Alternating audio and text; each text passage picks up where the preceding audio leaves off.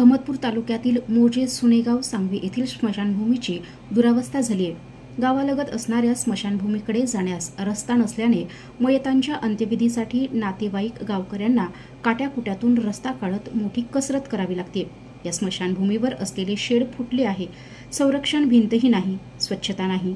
या स्मशानभूमीची पूर्ण दुरावस्था झाली आहे। कुठेतरी कडेला कसेबसे अंत्यविधी करावे लागत आहेत।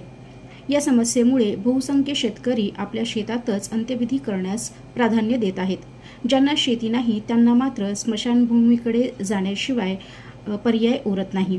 विविध गावात सरकार 100 दिवसात स्मशानभूमीचे बांधकाम करून सुविधा उपलब्ध करून देत आहे, परंतु सुनेगाव सांगवी येथील स्मशानभूमीकडे कधी लक्ष देणार असा प्रश्न गावकरी करत आहेत।